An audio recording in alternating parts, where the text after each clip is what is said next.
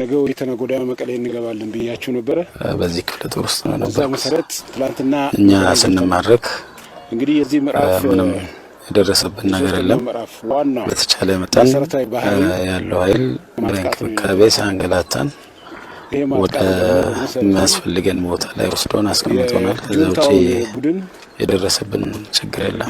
ከመማረካችን በፊት የነበረው ከመነሻችን ስንነሳ ወዴት እንደምንሄድ በእርግጥ ግልጽ አይደለንም። ግዳጅ እንዳለ ነው ተነገረንና ግዳጁ ምን እንደሆነ አልተረጋገጠም፣ እርግጠኛ አይደለንም። ግዳጁ ላይም ወዴት እንደምንሄድ አናውቅም። በግማሽ መንገድ አካባቢ ከሄድን በኋላ በአንዳንድ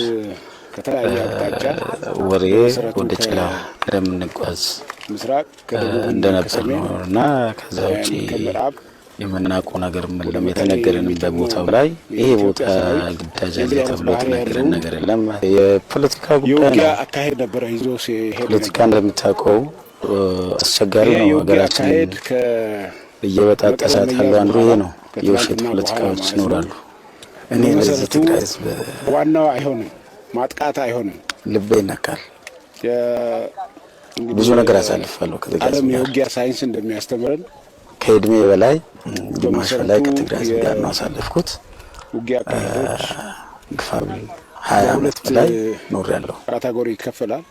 ማጥቃት መከላከል። በዚህ ዓመት ውስጥ ይሄ ህዝብ ከኔ ጋር ከኢትዮ ኤርትራ ወረራ ጀምሮ እና አሁን እኛ ከኔ ጋር ከማጥቃት በኋላ የነበረ ህዝብ ነው።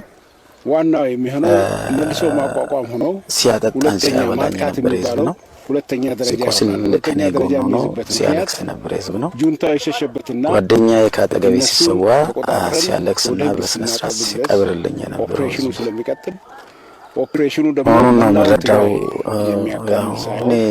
ስለዚህ አካባቢዎችን ስለሆነ ብዙ መናገር በዚህ መሰረት ኦፕሬሽኑ ሁለተኛ ደረጃ ይዛል።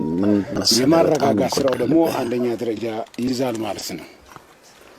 የምናረጋጋው እንግዲህ ወደ ሌላ ደግሞ እንዳደነግጡ የሚያለቅስ አንድ ወታደር አለ እዚህ እሪ ብሎ ያለቅሳል። ሁኔታው በጣም ስለሚከብደው ይመስለኛል። ከባድ ብዙ ትዝታ አለበት። ብዙ ኢትዮጵያ ግብጽ የትግሬ መከላከያ መንግስት የኢትዮጵያን ግብጽ ወራለች አባይን ግብጽ ልትደመስስ ብሎ አስታጥቆን መተን ምንም ያደረግነው ነገር ግን በፖለቲካውም ደግሞ ምንም ደስተኞች አይደለንም። እኔ እውነቴን ብናገር ማለት ነው እኔ አሁን እዚህ ነኝ ያለሁት። ስለዚህ በትግራይ ክልል ወልደናል፣ ከብረናል፣ ጠጥተናል፣ በልተናል። ሽንት ቤት ስንሄድ ራሱ ትግሬዎች በውሃ መርዝ ያደርጋሉ ይላሉ። ውሃውን እንጠጣለን። ውሃው ምንም መርዝ የለውም። ጠላ አጠጡ ይላሉ። ጠላ እንጠጣለን። ጠላው መርዝ የለውም። ከተማ ላይ ከወጣቶች ጋር እንውላለን። የትግራይ ወጣት ደግሞ መጥፎ ነው ይላሉ። ስናይ ደግሞ ከኛ ጋር አብሮ ነው የሚጫወቱ የሚኖሩት። ምንም ያደረጉት ነገር የለም። ግን በእኔ በጣም የሚሰማኝና ለህሊናዬ ለግሌ የሚሰማኝ ነገር በትግራይ ላይ የተደረገው የዘር ማጥፋት ጭፍጨፋና በየግለሰቡ ብርድ ልብስ የለውም፣ ሲኒ የለውም፣ ቡና የሚጠጣው ውሃ ዳርካን የለውም። ወደ ሌላ ሀገር ነው የተሻገረ። እኛም አልተጠቀምንም። የኢትዮጵያ ሚሊቴር ለባሽ እኛ ብንጠቀም ለራሳችን ይውል ነበር። ዛሬ እየበላን ያለ ነው የራሳችን ንብረት ነው። ወደ ሌላ ሀገር ትላንትና ዋጋ ለከፈልነው መስዋዕትነት ለከፈልነው የኢትዮጵያ ህዝብ መስዋዕትነት ለከፈልነው ሀገር አሳልፎ ሰጥቷል። ይሄ ጉዳይ እንዴት ነው ብለን ስንጠይቅ እኛ እንታሰራለን፣ እንታፈናለን። የተገደላም አለ፣ በጥይት የተመታ ማለት ነው፣ በእኛ መንግስት ማለት ነው። ስለዚህ በትግራይ ውስጥ እኛ ምንም የምናደርገው ነገር የለም። ማድረግ አታድርግ ነው ያው ወታደራዊ ሳይንስ እንዳወቃችሁ በዛ ጉዳይ ነው መጠነው። ሁኔታውን ጠልቀን ስናይ የትግራይ ህዝብ ለምንድን ነው ለአዛውንቶች እኛ ከኪሳችን 30 ብር አውጥተን ወደ 2 ሚሊዮን ብር ተብሎ ደርሷቸዋል አልደረሰም መናገር። በጣም አቅማቸው ላልቻሉ ለአዛውንቶች አይተናቸዋል። ፍየላቸው፣ በጋቸው፣ ዶሮአቸው ምናቸው በቃ ትግራይ ራቁቷን ቀርታለች። ሁሉ ታዋቂ አይደለም። ትግራይ ደግሞ ድሮ እንደታወቀ ታዋቂ ሀገር ነው። ጠላትን ያባረረ ነው፣ ያሳደደ ነው። እንኳን ከሀገር አልፎ ወደ ሌላ ሀገር የላከ ነው። አንድ ተደምረን ነው። ግን አንድነታችን የለየው መንግስት ምክንያቱን አላወቅንም። ከከዜ መገንጠያ ፊስታው መንገድ እዛው 31ኛ ክፍለ ጦር ወደ ሌላ ሀገር ትሄዳላችሁ አለ። እኔ ግዳጅንም መናገር ብለን በመኪና ስንወጣ አብያዲ ላይ 3 ቀን አሳደረን። አይ የሆነ ጠላት አለ እዚህ ጠላት ያለውን የጠላት ሁኔታ አይተን ከዛም በኋላ ነው የምንሄደው ቅያሬ ብሎ አመጣን። ሰው ጦሩ ደስተኛ አይደለም፣ ይታመታል፣ እርስ በራሱ ይባላል። ለምንድን ነው እንደዚህ የምንሆነው? በቀኛ ከትግራይ ህዝብ ጋር መታገል መዋጋት የለብንም ይላል የተራ ጦር። አመራሩ ደግሞ ለእኛ ምስጢሩን አይነግርም። ሌላ ቦታ ተናግሮ ተዋይቶ ይመጣሉ። የሚገርመው ነገር በኋላ ከጠዋቱ በ11 መረጃው ምንጭ ከጠዋቱ 3 ሰዓት እዛ ጋር አደረሱን። ሰኔ 11 ይሄን መረጃ ያገኘው ካደረሱ በኋላ የሆነ ወደኛ ይለወጣል መኪና ላይ ያለ ማለት ምን ነበር አናገር 2013 ዓመተ ምህረት ለሰኔ 11 ቀን ማለት ነው። ከዛ ሲከፈት እኔ አሁን እንደራሴ በጤና ባለሙያ ነበር፣ ምንም አላውቅም። ሁሉም ሰው ሮጠ፣ እኔ በድንጋይ ስር ተደበቅኩ። ከተደበቅኩበት ሁሉም ሰው ጥሎኝ ሄደ። እግዚአብሔር አምላክ ሲያተርፈኝ ጥይት ይተኮሳል፣ የሚተኮሳል፣ ያኛውም ይተኮሳል። ያው ሁለቱም ለመገዳደል ስለቆመ ወንድም ለወንድም ቢሆንም ለመገዳደል ስለቆመ ስንሄድ በቃ እግዚአብሔር ስለደኝ ጥይት ይሄን ሲል የነበረ ሰው ነው። በዚህ እኛ በነበረበት ግንባር የነበረ ማለት ነው። እና ኢንፎርሜሽኑ ሰምቻለሁ። ኢንፎርሜሽኑ እንግዲህ በተለያየ መንገድ ወደ ማስ ሶሻል ሚዲያ ወጥቷል። ስለዚህ ማዓልቲ ፍሉይ ዓወትዩ ብጣዕሚ ደስ ይላል። ለራሱ እንዳይማረክ መግቢያ መውጫ የጠፋው ኃይል ባጫ ደበሌ የሚባለውን ሰው እንዴት አድርጎ ሊማረክ ይችላል? ዓወት አብይ ህዝብ ትግራይ መሆኑ ታምራክታ አንደኛ ደረጃ ባጫ ደበሌን ሊማረክ ቀርቶ በአይኑ ሊያየው የማይችል ቦታ ነው ያለው። ከባጫ ደበሌ ፊት ለፊት ያለው የሰራዊቱ ወይስ ዘውዝኒ ዓወት ምስና 604ኛ ኮርና ሽረዲ መሳሰል መስለከ በጣም በእንደዚህ አይነት የሚሊሻ ስብስብ ተሰብሮ መሪውን የምትማረክበት ሁኔታ ላይ አይደለም ያለ ነው። ስለዚህ ማረኩት የተባለው ነገር ሰውዬው ይሄ በሬዲዮ ሰራዊታቸውን መዋጋት እምቢ ያላቸውን ሰራዊት ሞራሉን ለመገንባት 30 ታንክንና ጀነራል ባጫ ደበሌ ማርከናል ብሎ ሲል በዛ ሞራሉን ለማነሳሳት ነው። ማንንም ባጫ ደበሌ ታንከኛ አይደለም፣ ከታንክ ጋር የሚማርከው። ስለዚህ ይሄ አዲስ ነገር አይደለም። በአፋቸውና በምላሳቸው ኒኩሌር ታጥቋል። እነዚህ ሰዎች በአፋቸውና በምላሳቸው ምን እንደሆኑ ባናቅም ስማቸውን የምናውቃቸው ዩፎ እንደሚባሉት አይነት አድርጎ ራሳቸውን ይገልጻሉ። ስለዚህ ውጊያ ምን እንደሆነ፣ ጦርነት ምን እንደሆነ የማያውቁ ሰዎች እንዲህ አይነት መሪን ማረክን ሲሉ ሲናገሩ አይደንቅም። የመጀመሪያውን ግንባር ቀደም ያለውን ሰራዊት መማረክ ያቃተው ጀነራል ወይም ደግሞ ወታደር የግንባሩን መሪ መማረክ አይችልም። በመጀመሪያ ደረጃ ግንባር ያለውን ወታደር መማረክ መቻል አለብህ። እሱን ልትማርክ ደግሞ እኔ ምን አይነት ውጊያ ነው ማካሄደው፣ ከማን ጋር ነው ምዋጋው፣ እንዴትስ እዋጋለሁ ብለህ ማሰብና ያን መመለስ መቻል አለብህ።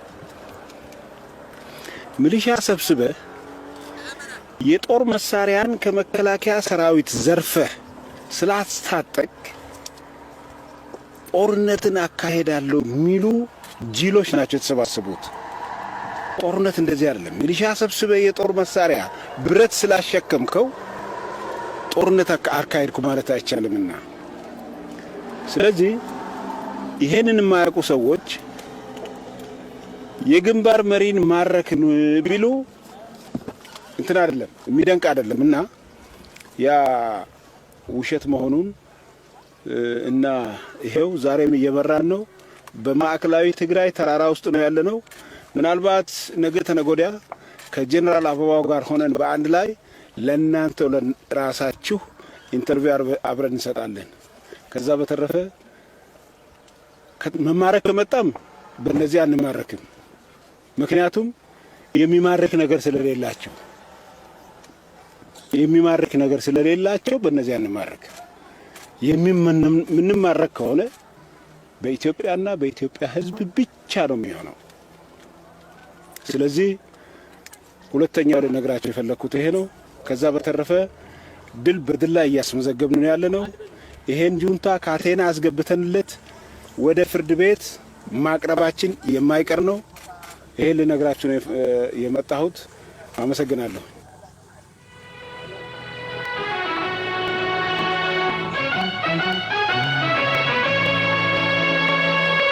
ይሄ ነገር ለኛ ፖለቲካ ሊሆን ይችላል፣ ለኛ ቁማር ሊሆን ይችላል። ነገር ግን ለልጆቻችን ምን እያልናቸው ነው? አትችልም አንተ ከሌላ ቦታ ጸብ ሲፈጠር ፍራ እያልን ያለ ነው የሚለውን ቆም ብሎ ማሰብ ያስፈልጋል። የሚዲያ ሰዎች እንደዚህ አይነት ናሬሽን ፈሪ አንድን አካባቢ አጉልቶ የሚያዩ ራሳቸውን አኮስሰው የሚያዩ ትውልድ የመፍጠር አንድ ጡብ እንደሆነ ማሰብ ያስፈልጋል።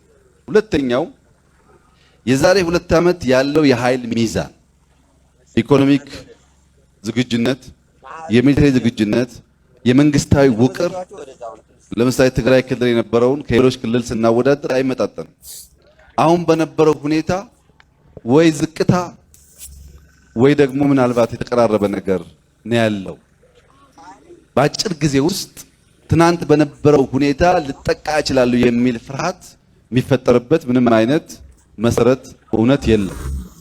በእነዚህ ምክንያቶች እንደነዚህ አይነት ናሬሽን የማሸነፍና የመሸነፍ መሆኑ ብቻ ሳይሆን አንድን ህዝብ እንደ ህዝብ በስጋት በጭንቀት እንዲኖር የሚያደርጉ ስለሆነ ጋዜጠኞች ይሄንን ነገር በከፍተኛ ጥንቃቄ ማየትና ማስተማር ይጠበቅባቸዋል። እውነትም አይደለም ድሎችንም የሚያራክስ ስለሆነ። ሌላው መቀሌን ትናንት መልቀቅ ስንጀምር በጣም ብዙ ሰዎች ተደናግጠዋል። እናንተም ተደናግጣችኋል። መቀሌ የዛሬ 7-8 ወር ስንሄድ የነበረው ግጭት የስበት ማዕከል፣ የመንግስት ማዕከል፣ የምናቀውና የማናቀው ሪሶርስ ማዕከል ነው የነበረው። ዛሬ ግን ስንወጣ በውስጡ የተሰገሰጉ የተትረፈረፉ ሰዎችን የሚዘርፉ የሚቀሙ 80 ሺህ የሚጠጉ ሰዎችን ከመጨመሩ ውጪ ከአብያዲ ወይም ከሽራሮ ወይም ከበሻሻ የሚለየው ነገር የለም። የስበት ማዕከልነቱን አጥቷል። አሁን ባለው ተጨባጭ ሁኔታ በተለየ መንገድ የምናየው ነገር አይደለም። መቀሌ ወይም አብያዲ ወይም የሆነ ቦታ አሁን ባለው ተጨባጭ ሁኔታ በሚሊተሪ እይታ ሲታይ ምንም ነገር የለው። የተለየ ስበት ማዕከል የሚያደርገውና የሚያጓጓን እንደሄድንበት ጊዜ የሚያጓጓን ነገር የለም። አንደኛ ኦኩፔሽን አይደለም ዓላማችን። ትጥቃችን ተይዟል፣ ወታደራችን ተይዞብናል፣ ሰዎች ሕግ ጥሰዋል ነው የነበረው እንጂ መቀሌን ነፃ እናውጣ ብለን አልነበረም። ይሄን ነው ታውቃላችሁ፣ ይሄን ተሳትፋችሁበታል። አሁን ግን ለመውጣት የወሰንባቸውን ውሳኔዎች በተወሰነ ደረጃ አነሳላችኋለሁ። እነዚህ ናሬሽኖች እርማት ስለሚፈልጉ ነው ያነሳሁላችሁ። ሁለተኛው ጠላት አሸንፌ መትቼ ነው ያስኩት ይላል። ተሸንፈን ነው ወይ የሚል ጭንቀት ያለባቸው ሰዎችም ይታያሉ እዚህም እዚያም። ጠላት በነገራችን ላይ ተሸንፎ አያውቅም። እኛ መቀሌ ስንገባ እኮ 1 ሳምንት እንድንዝናናበት ፈቅደውልን የገባ ነው እንጂ ተሸንፈው አይደለም። በየቀኑ ይደመስሱናል፣ በየቀኑ ያጠፉናል፣ በየቀኑ ይገሉናል። በየቀኑ እኮ የምንሸነፈው በፌስቡክ እና በትዊተር እና ብዙ ሰርፕራይዝ በተለይ እናንተን የሚያደርግ አይመስለኝም። ምክንያቱም እያጠቃን ስንሄድ እንኳን እናንተ በቅርበት ሪፖርት እያደረጋችሁ ሊዘገበው ነበር። አሸነፍን 23ኛ እንደመሰስ 25ኛ እንደመሰስ እንትናን አበባውን ገደል ጣጫና ረግም አታቁም። ይህ ኃይል አሁንም ቢዋሽ መደነቅ የሚያስፈልግ አይመስልም። ነገር ግን ከሚዲያ አንጻር ቅድም እንዳነሳሁት ናሬሽን አደገኛ ችግር ሳታውቁ ወይም የኛ ጓደኞች ሳያውቁ የሚያጠፉት የጠላትን የተዛባ ዜና የማባዛት የማድረስና የወገንን የማራከስ በሽታ ልክ እንደ ኮሮና ነው የሚያወስደው። ጠላት አንድ ውሸት ሲዘራ ሁሉም ፎርማል ሚዲያ ጆሮ የሚሰጠው የሚያባዛው ምን ማለት ነው? ከሚዲያ አንፃር ጠላት ደጋግሞ የሚነግርህ በውስጡ ያለው መሻት፣ በውስጡ ያለውን ድካም፣ በውስጡ ያለውን ስንፍና ሲተነፍስ እሱን ነው የምታስተጋባለት ማለት ነው። አንዱ በዚህ ጦርነት ከሳይኮሎጂካል ዋርፌር አንፃር አሁንም ትምህርት መውሰድ ያለብን ከየትኛውም ወገን ይሁን የራስን ድል ለማግዘፍና ሌላውን ለማኮሰስ የሚደረጉ የውሸት ፕሮፓጋንዳ ስናይ አይተን አላየንም ሰምተን አልሰማንም በማለት ብቻ ልንቀጣው እንችላለን። ብዙ ባየን ቁጥር ግን ተመልካች አለው የሚል እሳቤ ስለሚፈጥር ውሸት የለመደ ሰው በየቀኑ እየዋሸ ይቀጥላል። ውሸቱ እንዲቀጥል ደግሞ እኛ ተባባሪዎች ነበርን ማለት ነው።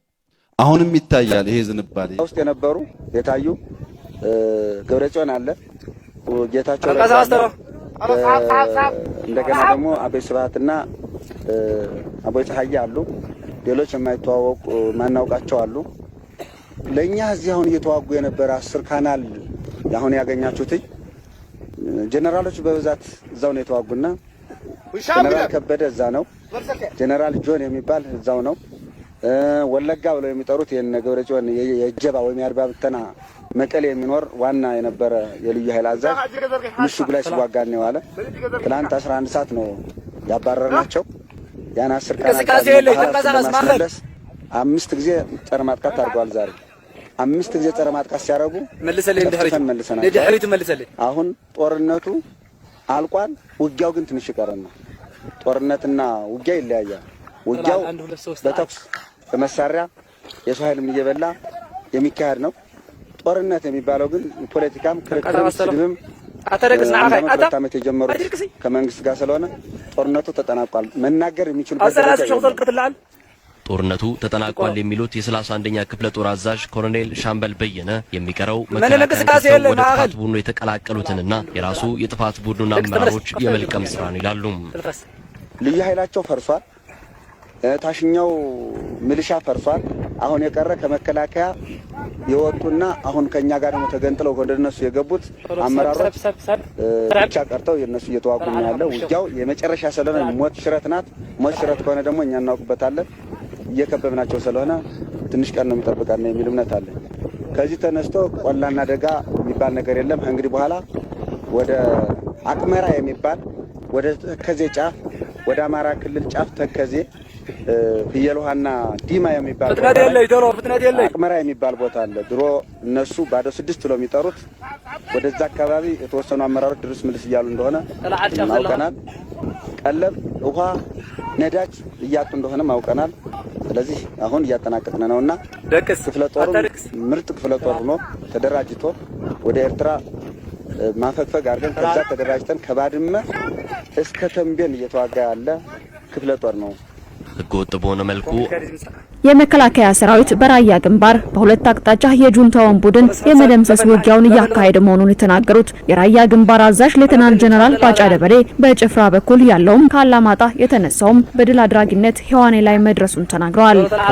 ከፍተኛ ተራራዎችና የተራራዎች ክምችት አኳያ አንድ ሰው አንድ ቦታ ሆኖ ብዙ ነገር መስራት ስለሚችል የሚገባውን መስዋዕትነት ከፍለን እነዚህን ተራራዎች ተቆጣጥረን የጁንታውን ስብስብ ወታደሮች በሚገባ እና አግባብ ባለው መንገድ በመቆጣጠርና በመደምሰስ ዛሬ ሔዋኔ ላይ ደርሰናል። አዲጉዶና ማይነብሪ በፍጥነት በመግባት ጁንታ ጉዳት ሳይደርስ ለመቆጣጠር እርምጃ እንደሚወሰድም ተናግረዋል። ከዚህ በኋላ የሚቀረን ነገር ከፊት ለፊታችን ማይነብሪድ ከዛ በኋላ አዲጉዶም ነው። አዲጉዶም ላይም ይሁን ማይነብሪድ ላይ በከፍተኛ ፍጥነት መግባት አለብን። በከፍተኛ ፍጥነት የምንገባበት ምክንያት ይሄ ለህዝብ ርህራሄና መቆርቆር የሌለው ጁንታ ከተሞቹን ሁሉ በፈለገው መንገድ እያቃጠለ ነው የመጣው። መቀሌም ላይ አደጋ እንዳያደርስ ቀድመን መድረስ አለብን። ፈጥነን መድረስ አለብን። ፈጥነን ለመድረስ ደግሞ የሁሉም አይነት ሙያ ኃይላችንን አሰባስበናል። የሰው ኃይላችንን አሰባስበናል። ከዚህ አኳያ ጊዜ ሳንወስድ መቀሌ መግባት አለብን የሚል አስተሳሰብ ነው ያለን። ኢትዮጵያን ለመበታተን የተነሳውን ቡድን በሕግ ቁጥጥር ስር ለማዋል እርምጃ እንደሚወሰድም የገለጹት ሞራል የሆነ ለኢትዮጵያ ሕዝብ በሙሉ ነው። የገጠመን ውጊያ የውጭ ወረራ ውጊያ አይደለም። የውጭ ወረራ ውጊያ ቀላል ባይሆንም ከዚህ ጋር ሲወዳደር እዚህ ግባ የሚባል አይደለም። ይሄኛ ከውስጥ የተነሳ ነው የውጊያው የተዋጊ ክብደት አለ ከውስጥ የተነሳ ኢትዮጵያን እንደ ህልውና እንዳትኖር የሚፈልግ ኃይል ስለሆነ ይሄንን ኃይል ፈጥኖ ቁጥጥር ስር አድርጎ ለህግ ለማቅረብ የሚወስደው ጊዜና የሚጠይቀው ጥረት ቀላል አለመሆኑ ነው። ስለዚህ ከዚህ አኳያ አሁን ያለንበት በጣም የተስተካከለ መቀሌ ገብተን የዚህን ጁንታ ስርዓተ ቀብር የምናከናውንበት ይሆናል ማለት ነው። ራያ ግንባር ሜካናይዝድ አስተባባሪ ሜጀር ጀነራል አለምሸት ደግፌ ጠላት የመከላከያ ሰራዊቱን ለመጨረሻ ቆምበታለሁ ያለውን ስፍራ ጠላትን በመበታተን ድል ማድረጉን ተናግረዋል። በዚህ በአዲቀይ ፊት የሚታዩት በጣም ወጣ ገባ መሬት ጠላት የመጨረሻውንና አቆምበታለሁ ብሎ ያስበበት መሬት ነው የነበረው። እዛ አካባቢ ያለውን ኃይል ያሉን መሳሪያዎች በማስተባበር ከፍተኛ ጉዳት ጠላት ላይ በማድረስ ይሄ እዛ አካባቢ መሽጎ የነበረው ኃይል በ3 ቀን መራራ ውጊያ ካደረገ በኋላ ተፍረክርኮ እንዲበተን ነው ማድረግ የተቻለ።